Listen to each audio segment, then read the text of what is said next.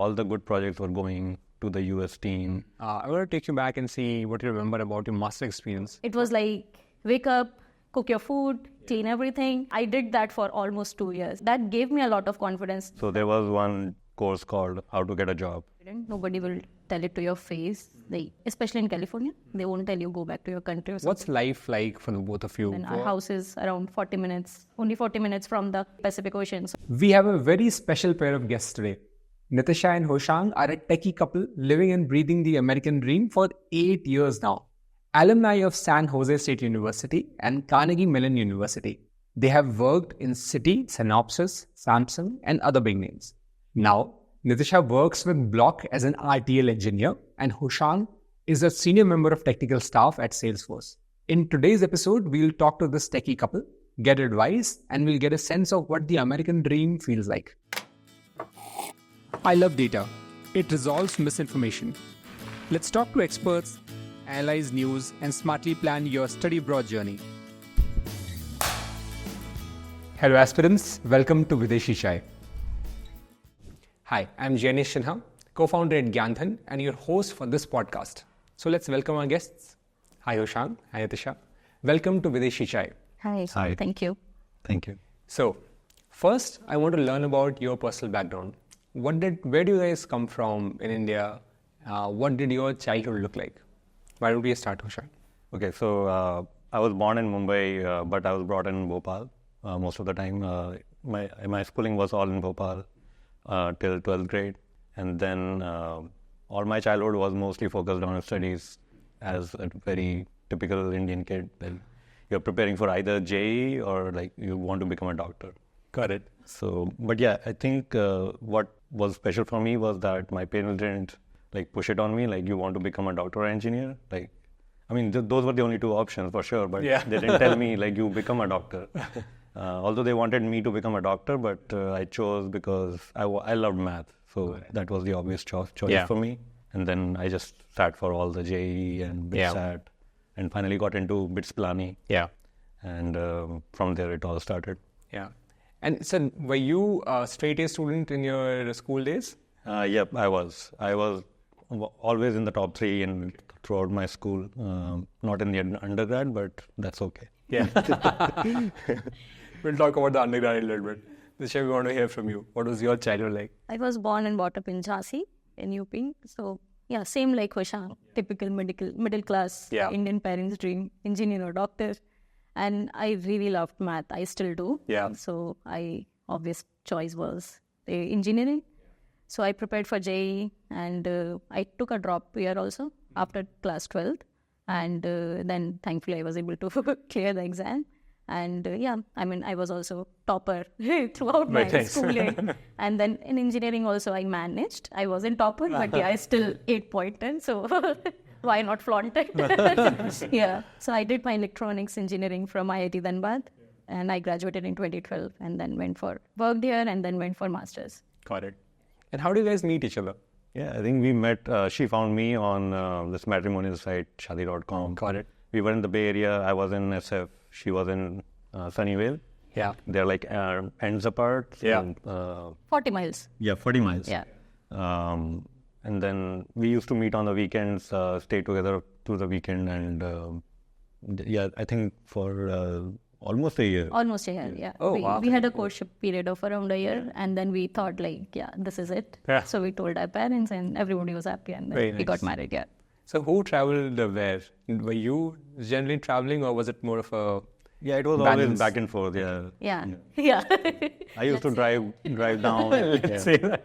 Yeah. I don't think she agrees with you. Because he had a motorcycle and in the starting of dating, I can't trust him with a motorcycle. So it was always me taking my car to his places and then going around places. So yeah.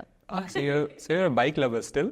Yeah, I am still a bike lover, Which bike do you have? Right now I don't have it, but in India I used to have TVS Apache, and then in the US I had the Kawasaki 650. That's a big bike. Yeah, it was a big bike. Yeah. I was surprised myself. Yeah. Like, how did I buy this? But Yeah, very nice. All right, let's move on a little bit to the career and professional aspects. what was the motivation behind moving abroad? Because both of you come from, fantastic undergrad colleges. So what made you take the plunge? Yeah, for me, especially, it was the work-life balance in the first 4 years of my stint in Pune. Like the first 2 years were very stressful. It was a very small company, kind of like a startup, and we were building the next generation product. And they used to, I think it was like 16 hours or something like that. Oh my God! Yeah, not like mostly for a month, but then after that also it was pretty much stressful. Yeah. So I really wanted to work on my personality and develop some more hobbies and all. I always was because I was brought up in an academic childhood. You're always focusing on studies. I wanted to explore more things. Yeah. So that was my first motivation. Yeah. And throughout my first 4 years, I observed that all the good projects were going to the US team. They always were the starter of new projects. All the design would come, it would trickle down from US to India, and then we would be implementing all that. So these were the two main reasons I wanted to move to the US. Yeah. Perfect. What do you do, Nitisha? Yeah, I studied electronics engineering during my undergrad, and I graduated around 2012. I know things have changed now. Yeah. But that time, most of the jobs were software engineering. Right. And I was very passionate about what I studied, and I wanted to pursue a career in that. Yeah. And I think around that time, there were only few jobs, and that were also in verification, in the hardware domain. So that's why I chose, I wanted to be in semiconductor industry, and Silicon Valley was the heart of it. So I thought, why not pursue it? And other thing was once you are from a good university, even for masters, your options are the same. Yeah. So I wanted to experience something different than what I have already experienced. Yeah. So that was the main reason. Got it. Yeah. Very interesting. And this is something that viewers would really love to know. What's your immigration status right now in the US?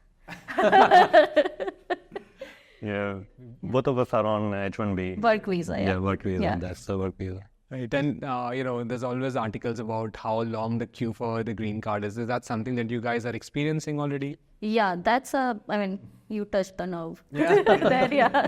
That's always a pain point, especially for Indian people. Yeah. Because there are so many Indian immigrants. So for Indian, there is a long queue. We are also in that queue for a long time, yeah. Yeah, I'm sure. That's something that I think there's some legislation is in progress as well, but nothing has really made any progress or got any traction. It's a problem to be solved, maybe. Hopefully soon, sometime soon. Let me take you guys back a few years. You guys graduated in 2016 from your masters, and we are here in 2024. So it's been roughly 8 years. I want to take you back and see what you remember about your master experience. What was that experience like? Talk both about your academic aspects and the general college life. You want to go first? Yeah, I'll go first. For my masters, it was a very special masters, as in from my perspective. I never heard any master's course which required at least 3 years of work experience. I'm excluding MBA. Yeah. And this was management information systems. Right. And then there was no internship included, as people expect that there will be an internship in the 2 years of masters. But I didn't have that, and that was one additional pressure in addition to the loan that my parents took. And Carnegie Mellon is a private university, so it was a big amount for the tuition. And fortunately the Pittsburgh city has a very low cost of living, so that helped a little bit. But overall, the masters was really very aggressive, aggressive curriculum. If you want to make it, you can do that, and I did that. Nice. So and I went for the masters with a particular mindset. I want to switch my job profile to in data science. Got it. And I had no experience, so I took courses for that in first semester. Fortunately, there was a career fair at campus every semester. So in that first career fair, I realized nobody was even screening me for an interview, because I didn't have that kind of hands-on experience, even after those hands-on projects during the curriculum. So after that, I changed my gears to shift to to software engineering, which was my specialty. Yeah. So I did that, and I got like multiple screening interviews with many companies, and then I finally got into Salesforce. So that was the most stressful part, like searching for a job without any internship. Yeah. And the courses in CMU are like very intense. Yeah. Like assignment wise or like work, you have to put in a lot of hours. Okay, got it. So, and as you said, people expect to be able to work part-time, but what you were saying is there was no time for any of that. There was no time for any of that. It was 1 year. There is no, I mean, there were people who were doing, like they were working part-time, but we were not allowed to take any jobs other than like TA or RA or anything like that. And those positions are also very limited, like TAs. Yeah. So, yeah, I didn't have any job like that. Got it. How about you, Nitisha? How was your experience like at San Jose? It was a big struggle. Yeah. Especially, it was so different from undergrad. Yeah. In 4 years, I don't think so I studied that much. And then, especially if you are from IIT or NIT or from a tier 1 college, then you go through campus placement and company comes to your college and give you offer letter there. So the pool you are competing with is very limited. It's just your batchmates and all. But San Jose State was a bit challenge to land a job. And even before landing job also, like Hoshang mentioned, like academics are very challenging. Like you have to actually I put in a lot of effort. And then the added challenge was like living in California. Yeah. The cost of living is so high. I never thought I would share a room with 4 other girls, and it was so challenging. And I work part-time.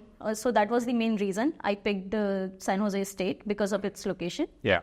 So I was like, in a grad school, so there were rule like after 2 semesters only you can work outside in the industry. So that's called co-op. So I got a job in a startup. So that was also demanding. So along with my coursework, I was working that part-time job, and I was a research assistant also. Oh, wow. So I was working 20 hours outside, which was not 20 hours because it was a startup. Sure. Yeah. And then I was working 20 hours on campus. Yeah. Then my academics, assignments and everything, and applying for jobs. So it was like wake up, cook your food, clean everything, leave home at 8, and then finish your jobs, attend classes. So our classes were in evening because many people were working in the industry already. Yeah. So classes used to start around 4 or something. So have classes in the evening, do assignment at night, come back home at 2 a.m., sleep, and then go back. So I did that for almost 2 years. Wow. And it was very challenging. And having a student loan, and especially when you take loan from India and your pocket money or like whatever you're saving is in INR and you spend in US. Yeah. So it's a big challenge. But now when I look at that time, I feel like it gives me a lot of confidence. Yeah. Like I can do anything. Like I stretched myself to those limits. Yeah. So that gave me a lot of confidence that I have that strength or caliber to put those many hours in. If needed, I can work that hard. So it was a struggle, but I think it was a good struggle. Just so, what are viewers, students who are looking to move to the US, to other countries abroad, they have to prepare themselves for grueling hard work, right? There's no set ticket, there's no shortcut. If you want to get your basics right, then it's very important. Get those skills which are required, those skills definitely helped me in getting the right job, or being picky about the job I want to work in. Because if you don't work that time, then you will struggle later. Yeah. So you have to put in hard work. It's your choice. You decide if you want to do it when you are supposed to do it, or do it later when it's even more challenging, when you are under in a company, you are about to expected to perform, and you don't have skills which you think or showed on your resume you had. So I think you have. There is no other way around. Yeah. Perfect. We'll move on to the next question. So you've touched upon this a little bit, the job finding experience, and how if you spoke about the campus placements. Yeah. Here you in good colleges, And pretty much many colleges in India, you get the job on a platter. Yeah, true. Right? So you don't get that. So what resources helped you to the extent that you can recall? Specifically, what enabled you to get to the job that you wanted to get? Yeah, so there are career fair. Yeah. So what happens there is like a lot of companies come to your campus. So it's open for everyone, like undergrad, grad. And it's not like they'll take the whole interview and then give you a job offer like it happens in India.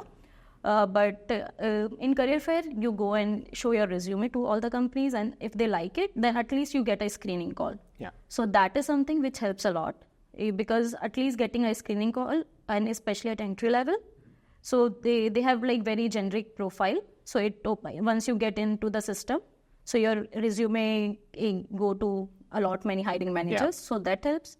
LinkedIn, definitely. Yeah. LinkedIn, networking over LinkedIn is very helpful. And most of the application I did was through LinkedIn. Got it. And then I had a good network from IIT Nanbad. So I reached out to those people. So referral also works. Yeah. So those were the few things. And in San Jose State, since it's in Silicon Valley, and many people already are working in the industry, and even many professors are like working in the industry and then doing part-time teaching. So if you're doing well, or like you're working with a professor and they have a job in a company or something, so something that also gives you a lead. Got it. Anything to add there, right? Yeah, definitely. I want to add one more thing. So in CMU, there were like audit courses which were taught by students themselves. So there was one course called How to Get a Job. I couldn't miss it. Yeah. So I took that job, and there was this undergrad girl. She really helped me with all the types of interviews. Like there is a behavioral interview, which I don't know if it happens in India or not. So that was the most difficult one. Like how do you answer those non-technical questions? That's really hard. At least it was for me. Yeah. So she really helped me with that. And there were like so many other students who took advantage of that. And I think, that really helped me. Yeah. So if I were to just summarize all the advice you've given: 1, use your network, including LinkedIn. 2, use the resources that the college offers, such as career fairs, courses. 3, if you're working with professors who are assistant professors and therefore also are working, have their companies. If you're working with them, make the best impression that you can, working wherever, make the best impression you can, and leverage them to get a job placement as well. Yeah. Right. We'll move to the next one. Now, we want to talk about your job experience itself. Both of you worked in India, and you spoke about your job experience earlier as well. And especially you've been working in Salesforce for 8 years? Almost 8 years. 8 years, yeah. So you really love that company, right? And you've talked about, Nitisha, your own satisfactory experience at Block, and you love working on Block, right? So what are the differences between the work experience here in India and in the US? What do you like? What should the students, what should the audience be looking forward to at the end of their growing journey? Okay, I'll start. For me, the most important thing is work-life balance, as I said earlier. Yeah. I've been with Salesforce for 8 years, and I've been with the same manager for 8 years. And there's a trust relationship with both of us. He knows that I will deliver. I just need to balance a few things here and there, and he always understands that. If I say I want to take off for 1 month and go to India for my wedding and all that, so he understands that, and he can juggle things around. Yeah. Make it a priority that I spend some time with my family when it's most needed. So that's first, that is the perk, or like a day-to-day experience that I really like in the US. I did not get that kind of treatment from my previous companies, but I don't want to badmouth them, but there were some managers who understood it, but you don't see that quite often in most of the companies here. That was my experience. And especially what I feel is at the start of your career, you can deal with 14-hour days. Yeah. But as you progress, you probably want more balance. And is that something you would agree with? Yeah, exactly. As you grow your family, or you are going to a relationship, the priorities change. with more people in the family. So I think the corporate world needs to understand that and take you at your word. Like if you say there is this family priority that I need to take care, or even if I want to take care of myself, go for some medical appointment, which is important for me, just make that time for it. Yeah. I can go like during my work day and still balance whatever I want to deliver for the company. So that kind of trust has to be there. Yeah. And I see that in US. Yeah. Perfect. Makes sense. Anything to add there, Nitisha? Yeah, I think for me, I think things have changed now, but at least for hardware, like I worked on very exciting projects in the US, and I worked with 2 startups when I started my career. Yeah. But yeah, then as an immigrant, like you always have that visa sponsorship and all those things. So I struggled a bit when I start my career, but now, and I was very particular about what kind of role I want and what kind of career I want to pursue. So yeah, I can say right now I'm in a place where I feel a lot better, and I can see a lot of differences comparing my work in the US right now versus what was in India before. So one is like quality of work, definitely. And then second is same, like there is the boundaries people respect, like this is that you have a private life and priorities, and then there is work, like there is no pressure of showing up just for the sake. As long as you are delivering, nobody expect you to stay late or come early or complete those like number of hours, which was very common in India, like that you have to stay in office for 8 hours or don't leave before 5 or something like that. So I like that, and lately we have been making a lot of conscious effort in that direction to have more work-life balance, and then making our schedules or routines. So I think we are fortunate enough that we are in those kind of companies or job which respect that. Although like I feel like it's very dependent on the team manager and person also, but for us it's working out pretty good. And that's something that we have started to see in India a little bit as well. But I think given my own experience working for several years in the US, I think it's just a level different. And it will percolate slowly, quickly. But yeah, good to know. That's a good thing. So let's move on to the next question then. So India versus US, that's more on the cultural experience side. What are the key differences that you observed when you started? What are the key differences that you observe still now? Why don't we start with you, Nitisha? So I think there are many differences, like on the day-to-day basis. Even one of the key difference when you start your life in the US, you start comparing everything. Okay, this much USD, how many INR? So, that's true. You feel like, okay, I can't eat that. I can't buy that. So that transition, I think, happens for everyone, and it happens slowly. And then driving, oh my God, it's a challenge. Like it's opposite side. So you have to unlearn everything and then start that new rules and follow rules. Drive in a lane, don't honk, all those things. Yes. And I think I feel like there is, because there is like more work-life balance. So that shows in the culture, like, people take time to develop their personal identity or hobbies and all. So that was really big plus for me. I feel like I discovered so many part of me which I was not aware of. And apart from that, like, there are many funny incidents which happens because of the cultural incidents, cultural differences. Like here, if I'm meeting your father, I will never call him by his name. But there, like, you call everybody by their name, which was like, okay, even if that guy is 70-year-old or something, you call them by their name. And they use a different metric system, which was very difficult for us, like, to understand. So when you see the temperature, you never know if you should feel cold or hot. I think that were the few. Now we feel challenge other way around. Really? Like, we are so used to of the culture around there. Then when we come back to India, so it usually take us few days to settle in and realize, okay, we are in India. So one of the funny incident which happens to me almost in every trip. So in US, like in the US, it's very common if you're passing by and you see somebody, you will say, smile and say hi. So when I come to India, it's not common here. No. It's creepy. So if I see somebody, I mean, that this is so, it comes so naturally, like I smile and say hi, and then person is like, okay, what? Who is she? Do I know her? So it's like now we are seeing the flip side of it. Yeah. Very interesting.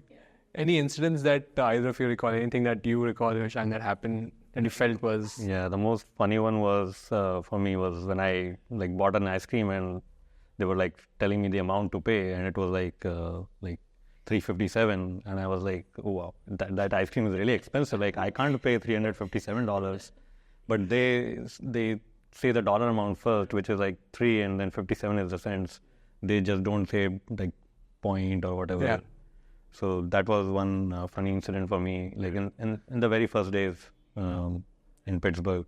Yeah. And then there's one more cultural difference that people around there, they don't stop to learn at any age. Like there were people who were taking classes with me in masters. Like 1 or 2 of them were like 50 years old. Oh, wow. And they worked as a barista in their early ages, and then at some retail store, they were like store manager, something like that. And then they were shifting to a tech career.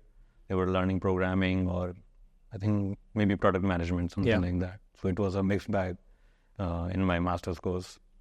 But that was a really inspirational thing that I thought, like everyone there, they want to learn, and they don't see that age is a problem there for learning anything new. So that's a good segue into the next thing that I wanted to ask about. And this is regarding, the media likes to highlight negative incidents, and perhaps that's what's happening. But you hear a lot about racial inequality, discrimination happening in the States. Is that something that you guys have observed in person as well? And what is your take on it? Is that something that students should be worried about? Yeah, I think it is still a bit prevalent in some parts of the country in US. Like for example, where we stay in Bay Area, people are very open about all cultures. They accept people open-mindedly. But there are still some parts of California where like you go into a restaurant and then they stare at you and for being belonging to a different race. Yeah. And even outside California, it will be even more prevalent, like in the Midwest in the US, it's more prevalent. Got it. Yeah. I feel like there is certain kind of microaggression, which is not very evident. Nobody will tell it to your face. Like, especially in California, they won't tell you go back to your country or something like that. But sometimes it's like you feel a certain microaggression or something they say indirectly, which you won't understand or you can't protest at that point of the time because it's not direct. But if you read into it, then definitely it's indicating some type of inequality or,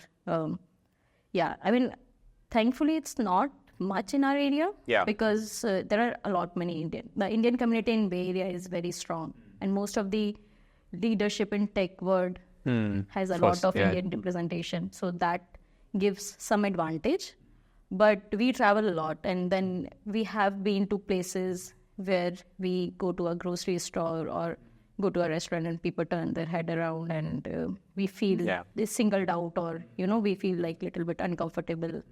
So it happens. And one more thing is like many times it happens, you read so much about it in news and in media, and many times like people might not intend, but something happens and you don't know why it happened. So you start feeling that way. So that is also some difficulty we both deal with. Like something happened, we don't know if it's because of racial inequality, but something happened. And how do you, because you spoke about the positives or the qualities that your choice to move to the US, study there, work there, settle there has resulted in, and then there's this negative side. Like, how should the audience, the students, the aspirants think about it in balance? And you take the good with the bad, and how do you manage the bad? What's sort of your summary on this balancing act? I think you have to be very cautious and self-aware. What is affecting you more, and then choose your path accordingly. We don't feel comfortable going to Midwest or working there. We feel very comfortable being in California because of these reasons, safety. Of course, that is the foremost concern for anybody. And then, we enjoy or celebrate diversity, but at the same time, we want to be respected and protected all the time. So we have been very careful in choosing where we live, where we work. And it takes some effort and some self-awareness also. You should know what is making you uncomfortable. So it's been a journey, and it depends. Personally, what do you want?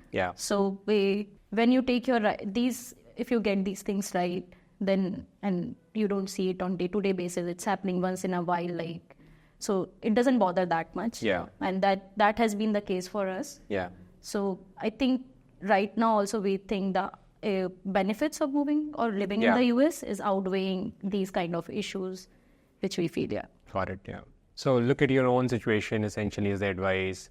And there are certain areas which are generally where the balance is clearly on the good side. And so maybe that's one way to avoid that. If you face this, if the audience ends up facing this in their own experience. And all these things makes you connect with your culture or with your community even more. That's another thing, right? So you'd want to the community in your area. So if you have other folks of similar descent, similar thinking, connect with them, do activities with them, etc. You can safely lean on them, ask for any help. And I think that's where I've observed Indian community is always there to help you out, because if they are feeling if you are feeling alone, then they are also feeling alone at some point of time, and they realize that. Makes sense. Right. So let's see. So you mentioned cultural differences. So is there a recent experience that you remember, or is more of this in the past? You mentioned that now it's coming the other way around as well. But I think one thing I can never make peace with is American portion size. Oh my God, they serve so much food. One person being me, I can never finish the single person survey. I'm still balancing that. I'm struggling with that. Let's cut to the present day. What's life like for the both of you? Work? Do you go to the office? Are you working from home? What do weekends look like? What are your hobbies? Generally, paint a picture for our audiences that at the end of all their hard work, at the end of their struggles, study period, etc., what do they stand to? What should they be looking forward to? I think usually the work days are pretty much busy because after COVID, the work from home routine is mostly getting up early in the morning and then working out. Working throughout the day, and then after 5 or 6 p.m. You have some time to cook food and take out some time to engage in your personal hobbies or those things. And then I think there's the weekend where you have some more time to finish your household chores, because there's not a lot of house help for except cooking. For us, we were able to engage or hire a cook for at least covering the meals during the work week.